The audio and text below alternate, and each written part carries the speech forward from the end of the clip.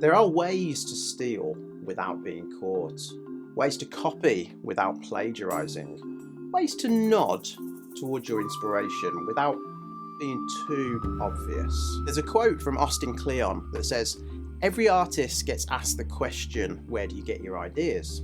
The honest artist answers, I steal them." So what do we mean by that? What does Austin mean by that? And how does that help us songwriters? Well, Austin doesn't mean we should literally rip off somebody else's work.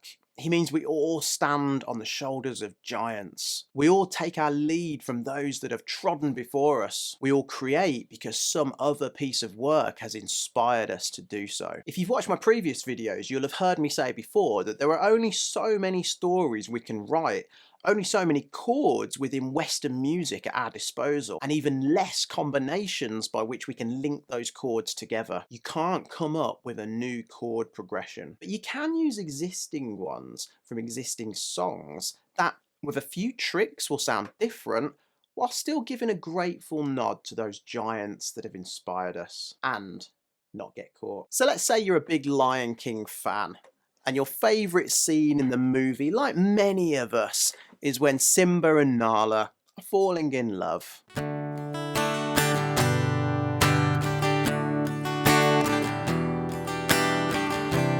Tonight.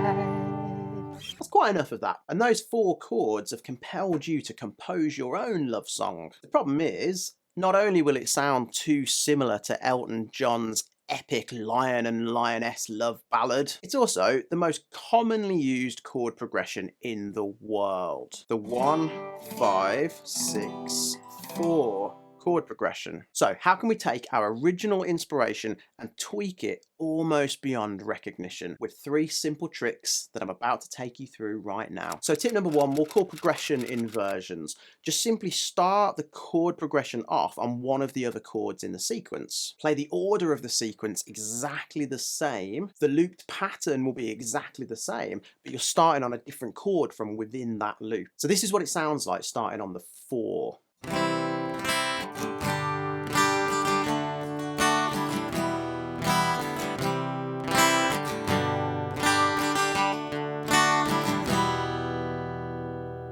So you can still write a love song and keep some of the same characteristics of Can You Feel the Love Tonight, but our different chords within the progression have already given the song a different feel. Perhaps more of a questioning, unresolved feel due to never quite landing on the home chord, the 1.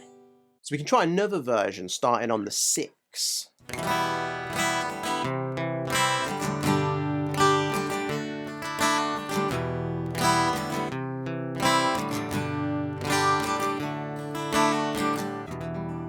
So different again, less recognisable, but there's more we can do to move our composition even further away from the original inspiration. So tip number 2 is to change the rhythm. Change the rhythm, change the picking pattern, use single strings, finger picking, percussive strumming, anything. Just change it up and see what sounds good. Let's see what we can do.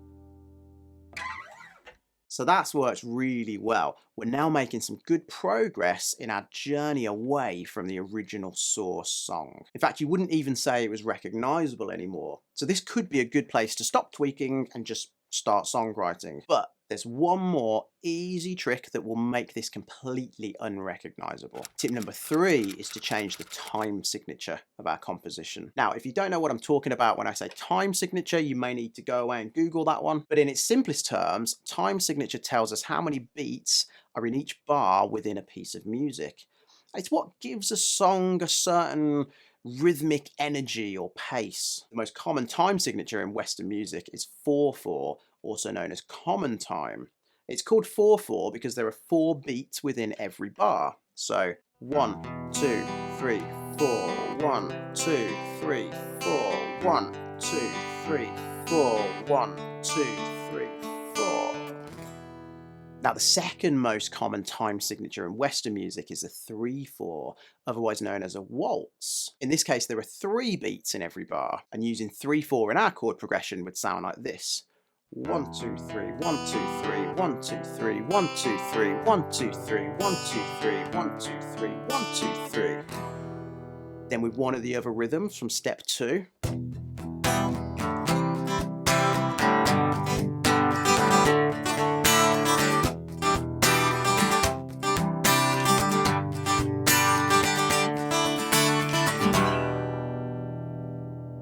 We now couldn't be further from our original jumping off point from The Lion King. Barely even a nod, except for perhaps a similar feeling of emotion and, of course, the same 4 chords. So there you go, there couldn't be an easier way of stealing without getting caught. If I've inspired you to steal today, then consider gently tapping that like button and letting me know in the comments below. Subscribe if you be so inclined, and you never know, perhaps I'll see you in the next video.